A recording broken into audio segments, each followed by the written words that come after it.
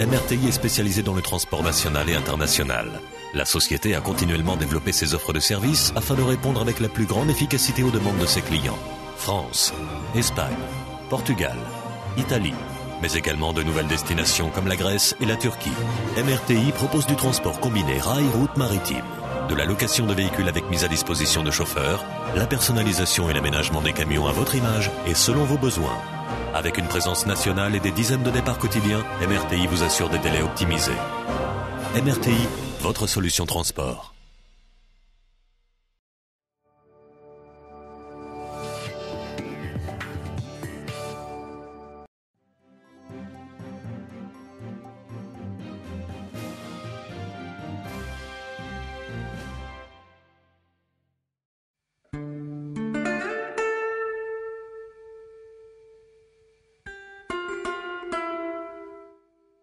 Senhor Embaixador, depois da sua missão em Paris durante 3 anos como cônsul-geral, teve um novo desafio na Bulgária, mais precisamente na capital de Sófia.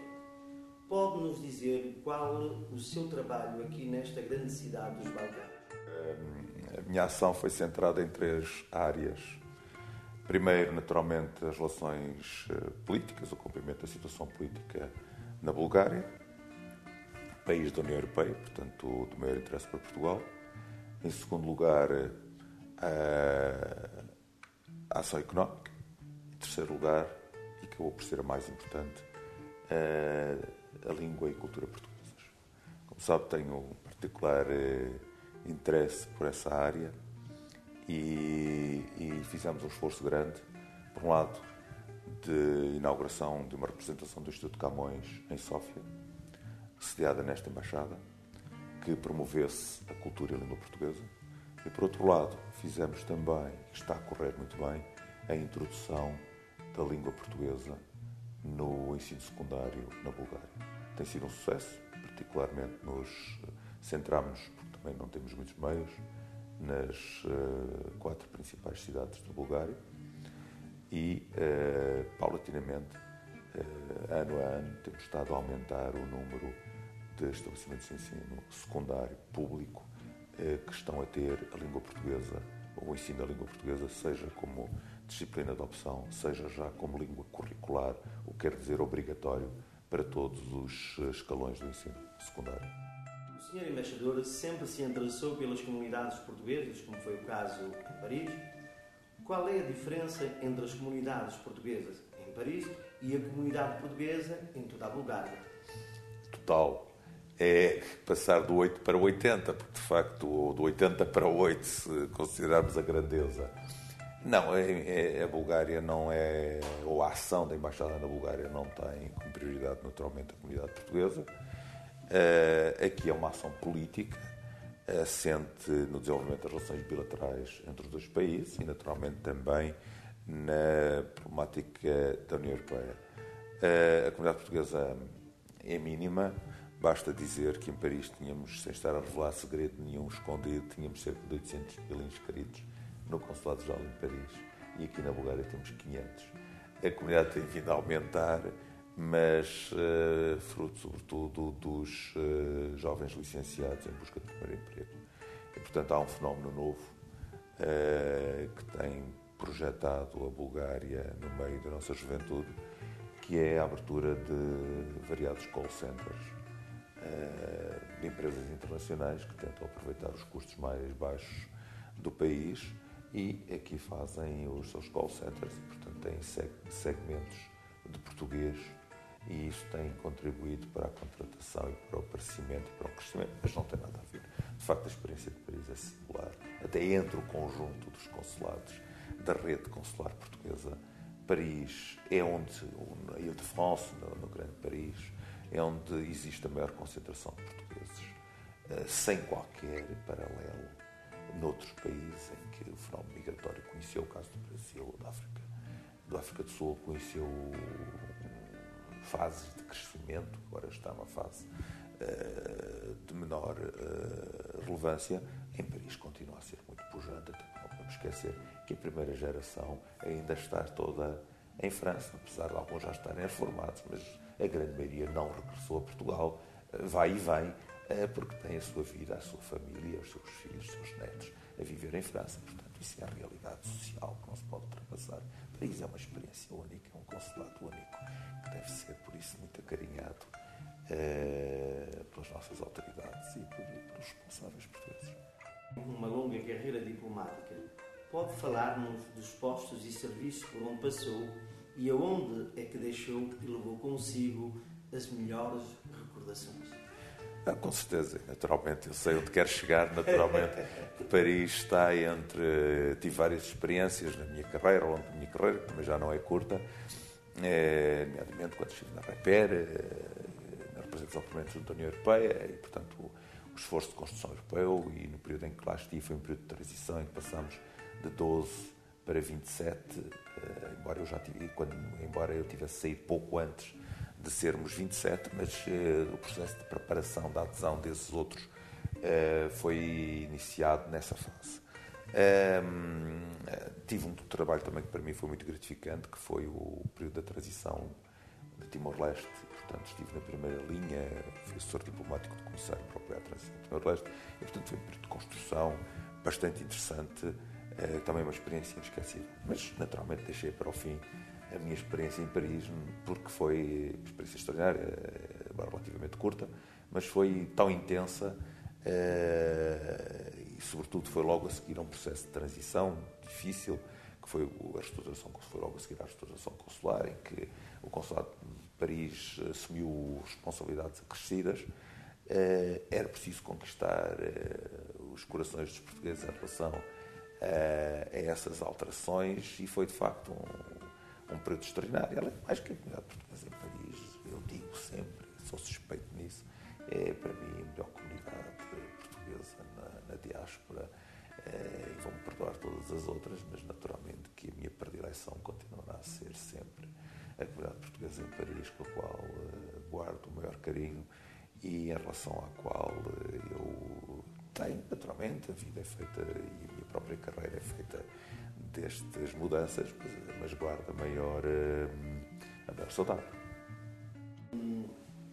Quais os desafios que encontrou neste país como chefe de missão logo foi nomeado? O primeiro desafio foi a instabilidade governativa num país que é da União Europeia, mas que ainda tem tiques e hábitos pouco democráticos, e, portanto, em que a liberdade de imprensa não é assim tão livre, ou a imprensa não é tão livre como deveria ser num país da União Europeia, em que alguns tiques totalitários ainda estão presentes. Enfim, uma geração marcada por muitos anos de um Estado totalitário. Mas esse é o primeiro desafio. O segundo desafio é aproximar Portugal da Bulgária, ou a Bulgária de Portugal, na minha perspectiva, e por isso também a parte económica. Vamos ter este trimestre, um trimestre bastante intenso, porque o Primeiro-Ministro da Bulgária vai a Portugal no próximo mês. Conseguimos despertar o interesse por aquilo que é.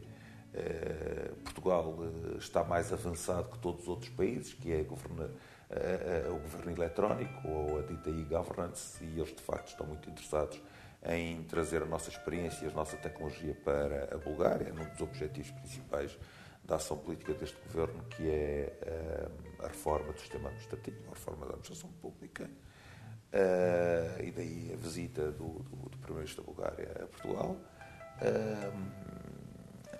o reforço dos laços económicos, que ficará patente também com a próxima visita do Sr. Presidente da República à Bulgária em junho próximo, que será também um marco importante, já que há vários anos que não havia a deslocação de um chefe de Estado português a este país, que também será também um momento alto das relações bilaterais entre Portugal e a Bulgária. Mas, por outro lado, também há um dado, para mim, muito importante, que é, de facto, como disse há bocado, a introdução da língua portuguesa, que está a ser um sucesso. E isso marcará decisivamente as novas gerações de búlgaros, e poderá ser também, para lá do nosso interesse de promoção da língua portuguesa, poderá ser também um momento alto do despertar dos búlgaros para a realidade portuguesa, nomeadamente para a realidade cultural portuguesa. Existem algumas empresas portuguesas sediadas aqui na Bulgária? E se sim, quais são as nossas relações comerciais com este país e qual é o contributo da nossa embaixada neste domínio? De facto, existem algumas empresas, já conhecemos melhores tempos, mas isso tem a ver também com a crise, com a instabilidade política que este país atravessou, a crise da zona euro, que também fez com que provocou alguma instabilidade no tecido empresarial português e, portanto, isso fez-se sentir também na Bulgária. Ao mesmo tempo, também os níveis de crescimento da Bulgária caíram bastante relativamente aos anos 2007, 2008, 2009. Fez com que algumas empresas daqui saíssem. Verifica-se neste momento um esforço de reintrodução.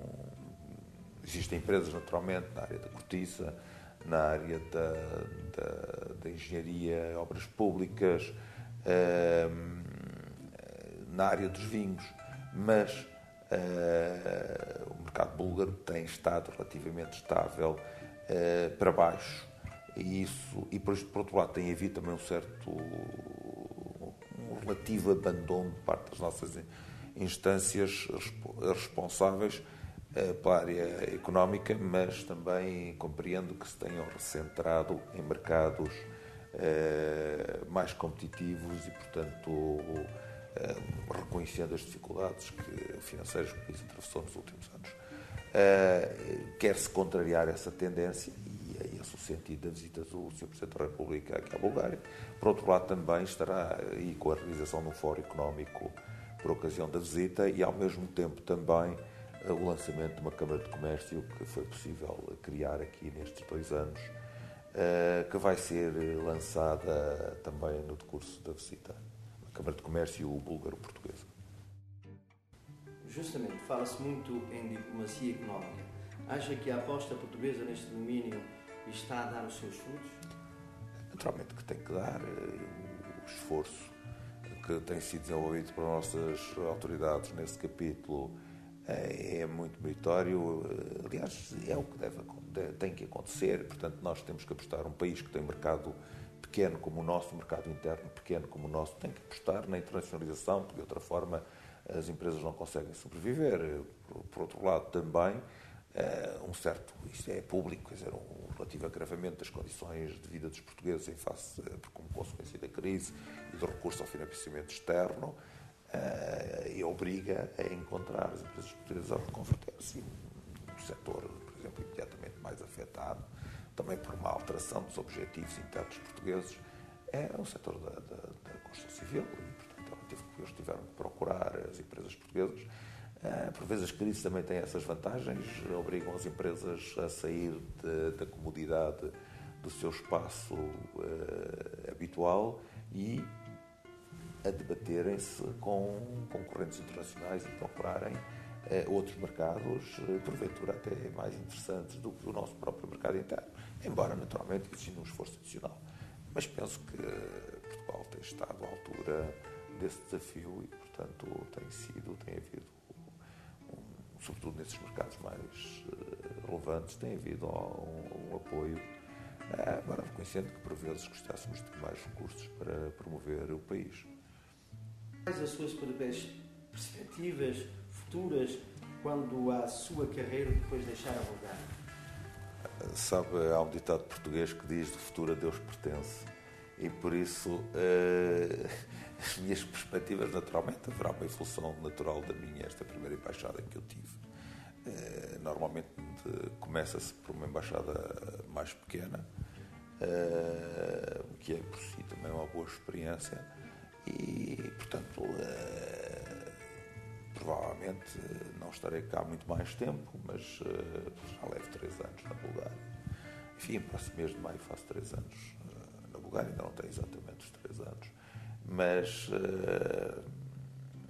e portanto estas coisas não diria que só pertence a Deus, pertence também ao Ministro dos Negócios Estrangeiros e à estrutura, ao governo português, para o qual, naturalmente, do qual eu sou um servidor